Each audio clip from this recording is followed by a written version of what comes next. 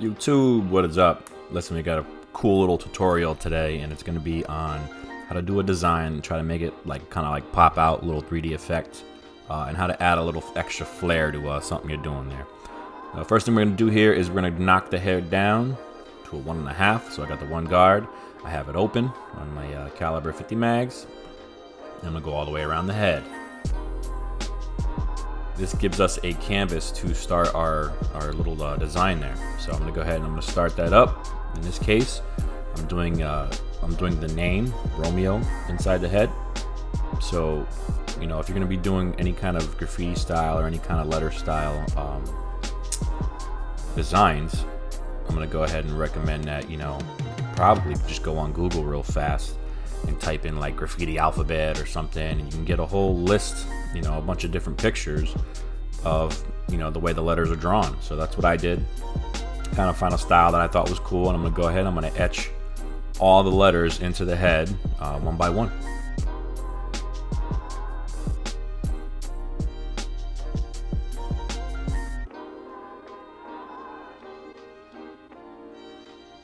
Now do your best, and if it's not perfect, totally fine, because you're gonna have a chance later to use the razor, right, which is gonna make it sharper and nice and clean.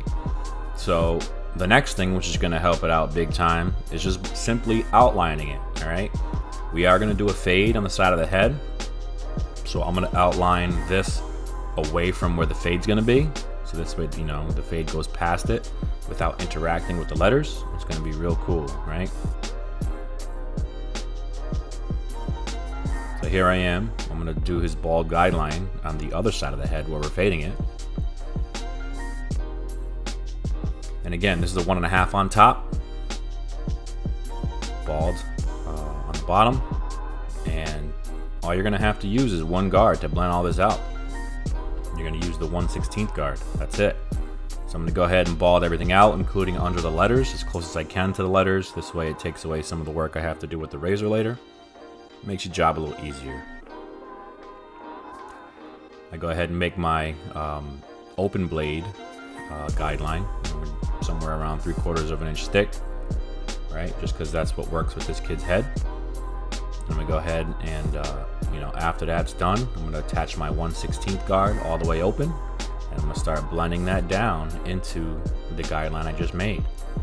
Right, so as I'm closing this clipper, which I'm doing, you know, and it's clicking, you're gonna see that line start to fade away. So there I go with another click, and you see the hair starting to get lower.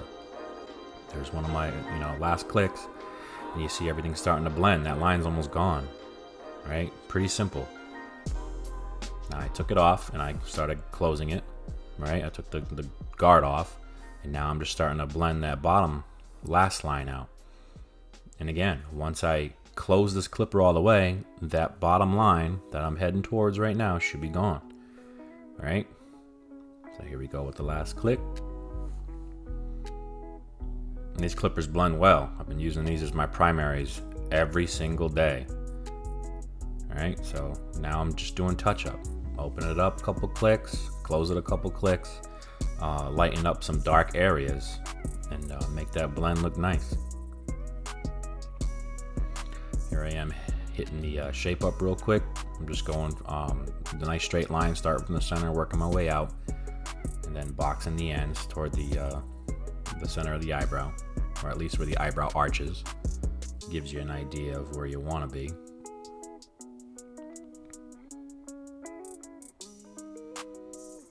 Continue that to the other side, trying to make the line as straight as possible.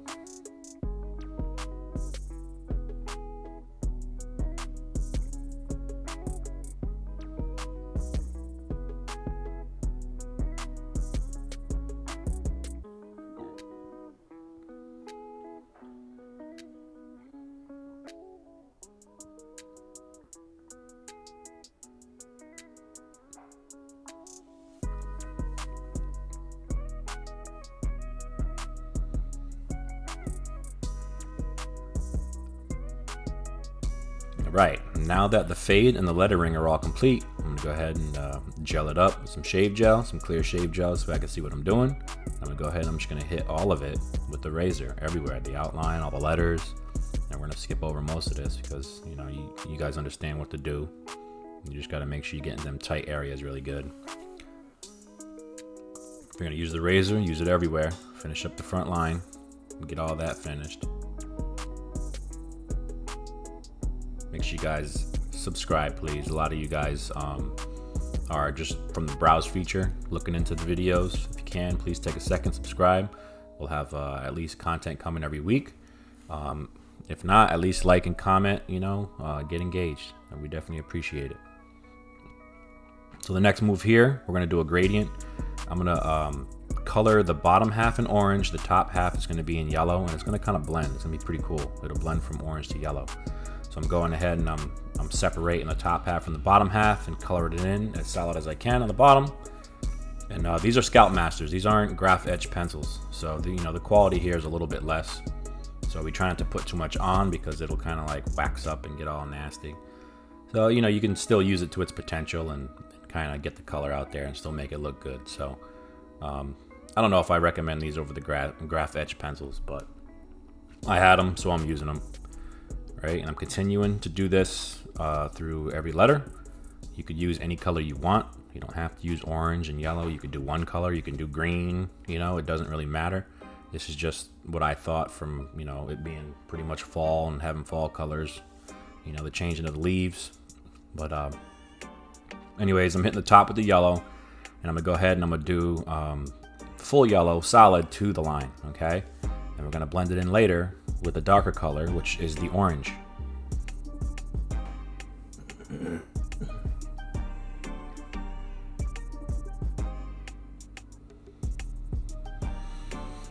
So as you can see, it's already starting to look cool, all right?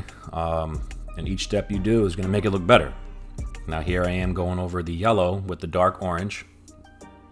And you're kind of dabbing it in there and you're gonna make it blend in, all right? So the higher you get, the less you touch the skin. The lower you get, the more you touch the skin. You kind of put more pressure. And you'll see it starts taking like a nice little natural blend into the yellow there. It's starting to look better already, right? Anybody can do this. You're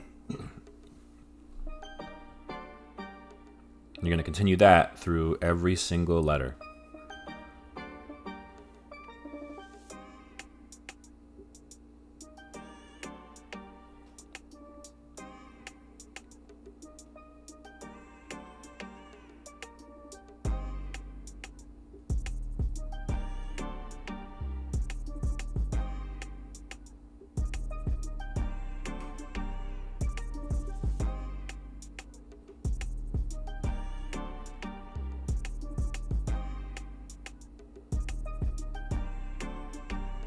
Here's a little close-up. This way you guys get a better understanding of what's happening. Nothing crazy. I'm just dabbing it. That's it. You guys know what I mean. Just dab it.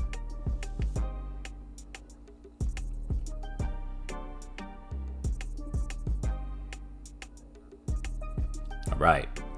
So next, you're going to outline all of your letters in black or whatever color you choose. All right. These pencils that are made for your hair are good for your skin and for your hair. So it doesn't matter, what color you're using. It's going to work wherever you want it to work. So again, here I'm going black for the outline of the letters, mainly because his hair is dark and I just wanted it to pop. So black it is.